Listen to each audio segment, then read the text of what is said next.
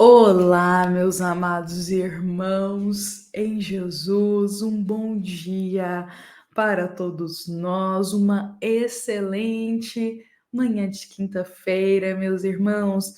Estamos aqui neste momento, iniciando o nosso evangelho diário, esses minutos especiais que a nossa amada Casa Espírita Luiz Gonzaga, da cidade de Luminárias, concede para o nosso coração. Sejam todos, meus irmãos, muito bem-vindos. Sintam-se acolhidos por esse amor de Jesus que nos une em uma grande família neste momento, a nossa grande família do Evangelho Diário. Meus amados irmãos, eu deixo aqui o nosso bom dia para todos os irmãos que estão agora nos acompanhando, mas também o nosso boa tarde, o nosso boa noite e um dia abençoado para todos os irmãos que nos acompanham ao longo do dia. Sejam muito bem-vindos e é com a paz de Jesus em nosso coração que nós iniciamos agora o nosso momento do Evangelho Diário. Este momento, meus irmãos, que eu já estou aqui com a minha obra Luz Acima, que nós unimos uma história, uma passagem do livro Luz Acima com uma passagem do Evangelho segundo o Espiritismo.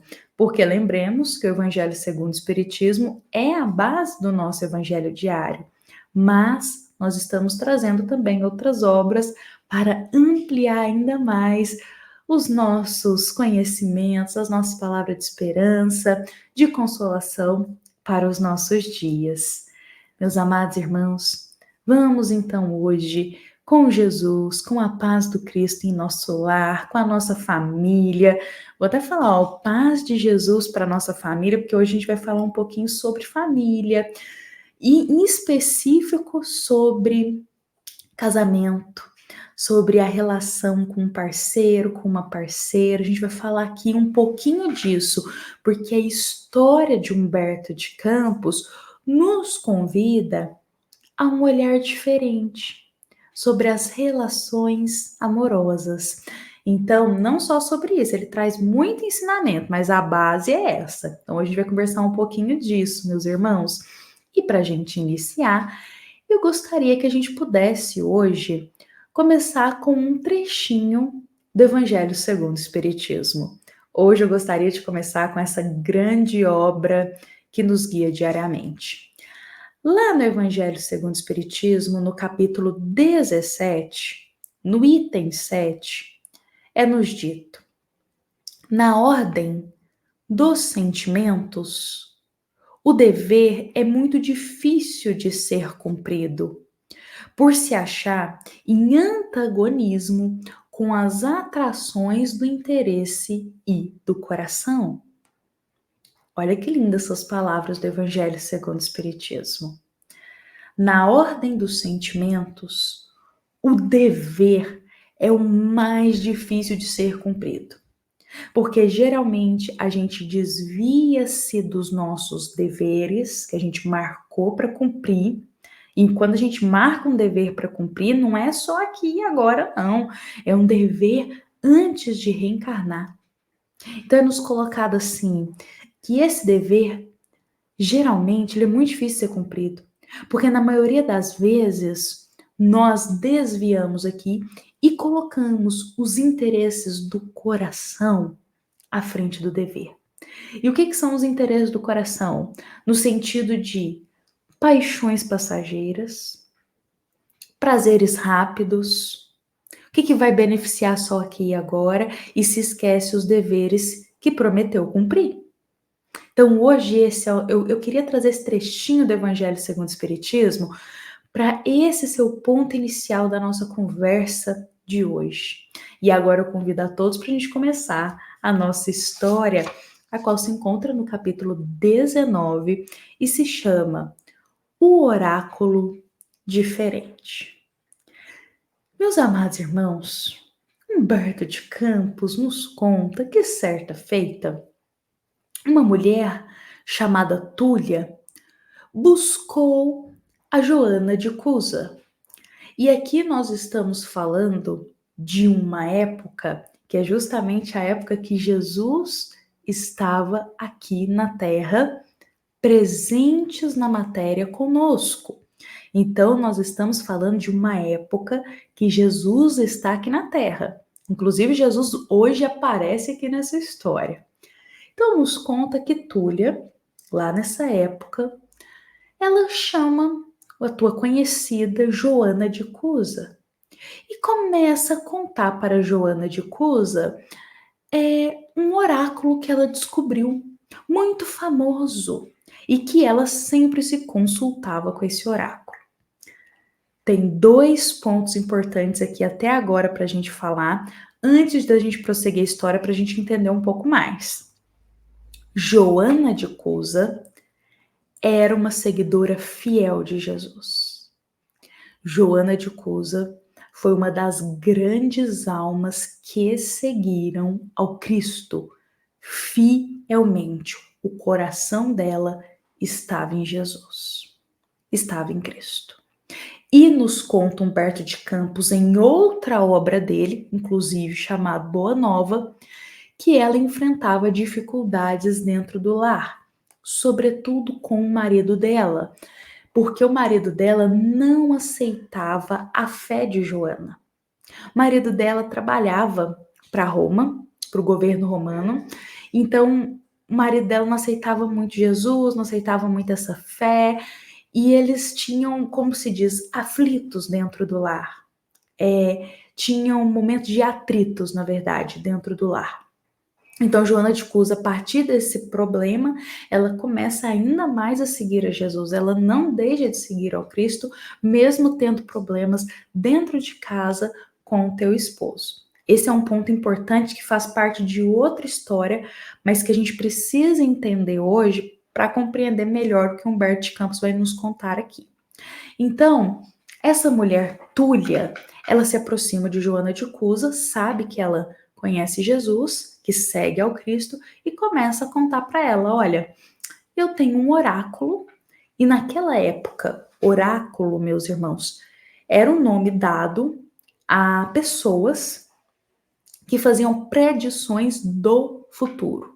O que ia acontecer, o que poderia ocorrer na vida, nos caminhos, nas decisões.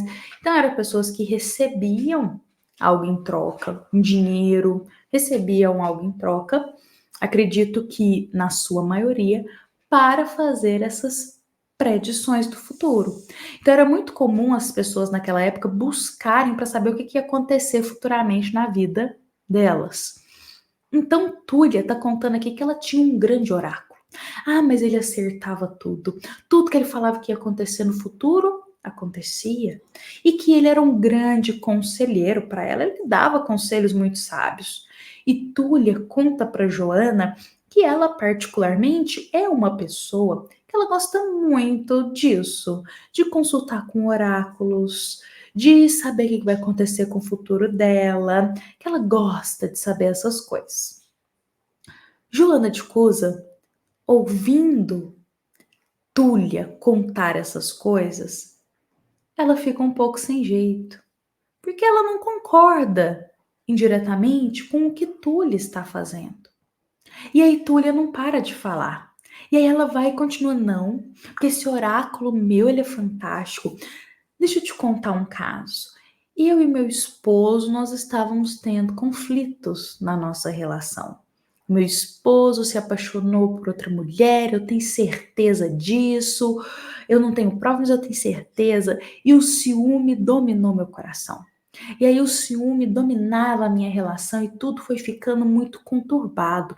Então eu fui lá pedir um conselho para o oráculo. O que eu posso fazer? Acredito que meu esposo está apaixonado por outra mulher. O que eu faço com ele, oráculo? E aí esse oráculo me disse assim, isso aqui eu tô simulando a Túlia contando. E aí o oráculo me disse assim para eu sair e me divertir, para eu dar um tempo fora de casa, deixar os meus filhos, deixar o meu marido e realmente curtir a vida. Aproveitar os prazeres da vida, porque eu mereço isso também. E foi isso que eu fiz. Abandonei meu lar, deixei meu esposo e eu estou aqui. Então, meus irmãos, qual que é o cenário de tudo isso que está acontecendo? Só para a gente entender. A Túlia, ela supõe que o esposo dela está apaixonado por outra mulher, e aí a relação dela no casamento começa a ter conflitos, um já não concorda mais com o outro, começa a gerar perturbações ali, muitos conflitos dentro de casa, e aí ela vai pedir um conselho para esse oráculo que ela confia tanto. E o conselho que o oráculo dá é qual? Vai para a vida curtir. Abandona o teu lar. Abandona teu dever de mãe. Abandona teu dever de casa. Não. Vai curtir a vida. E ela faz isso. E aí Joana ouve isso um pouco assim, assustada, porque Joana também enfrentava problemas dentro do lar no casamento. Só que, e aqui eu vou trazer de outra história para nós para agregar ainda mais. Como eu disse no livro Boa Nova, que a gente tem a história de Joana de Cusa, Humberto de Campos nos conta que quando Joana faz a mesma coisa, vai lá pedir um conselho para Jesus, porque o casamento dela está conflituoso, o Cristo aconselha Joana a manter-se paciente, a ter paciência com o esposo, a nutrir a tua fé, mas a aprender a olhar de uma forma diferente para tudo que está acontecendo. E Jesus pede calma, serenidade e pede para Joana de Cusa, não abandonar o dever dela com a família dela. Jesus pede para ela voltar para o lar e não abandonar o dever dela com a família, por mais que estavam surgindo certas coisas de conflito no casamento. Então, olha que diferente o conselho que Jesus deu para Joana de Cusa, que a gente está pegando aqui de outro livro, de outra história, mas só para a gente comparar, e o conselho que esse oráculo aqui deu para Túlia. Olha que diferente. Então, meus irmãos, o que acontece? Túlia vai, conta tudo isso para Joana, e no final, a Túlia diz assim: olha, eu fiquei sabendo que você conhece aí um profeta, esse profeta Nazareno. Eu quero também me consultar com ele. Quem sabe ele me fala alguma coisa do meu futuro, dessa situação que eu tô passando. E aí Joana de Cusa fica um pouco sem jeito de levar ela até Jesus. Ela até pensa que coloca, né, de atormentar Jesus com essas coisas, com esses assuntos. Mas ela não deixa de fazer a caridade, que é de levar uma pessoa necessitada até o Cristo. Então ela conduz Túlia até Jesus. Só que Túlia tá com a imagem de que Jesus é um oráculo, é um profeta que fica fazendo predições do futuro. E quando ela se encontra com Jesus, ela se depara com algo totalmente diferente. Primeiro, quando ela chega de frente para o Cristo, ela sente uma energia que ela nunca sentiu. Ela sente o coração dela anestesiar. Ela sente a vibração de amor de Jesus. E ela olha para o Cristo e consegue apenas chamar ele de Senhor. Tamanha emoção dela. Mas ali, diante de Jesus, o Cristo pergunta para ela: Irmã, o que desejas de mim? E ela, meus irmãos, irá começar a contar todos os problemas que ela tem na relação amorosa com ela, o ciúme em excesso, que o esposo estava apaixonado por outra mulher, e aí ela começa a contar tudo ali para Jesus e pede um conselho para ele. E agora o que eu faço? E o conselho que Jesus destina para ela é: minha irmã, que a dor bem compreendida é uma luz para o coração. Não revide jamais as coisas. E Jesus diz para ela: tenha calma, tenha paciência, aprenda a perdoar quantas vezes forem necessárias. Por outras palavras, Jesus dizia: não foge dos teus deveres no teu lar. Não foge. tenha paciência, tenha calma. E ela ficou extremamente perturbada com o conselho de Jesus. Porque ela até diz assim: olha só, então o Senhor está dizendo que me cabe reassumir a governância do meu lar e retomar a educação dos meus filhos, porque ela tinha abandonado até os filhos dela, para viver as paixões passageiras, por causa do conflito no casamento. E ela diz: o Senhor está dizendo, Jesus, que é para eu voltar para casa, assumir os deveres de casa que eu tenho que cumprir com a minha família e cuidar da educação dos meus filhos? É isso que o Senhor está dizendo?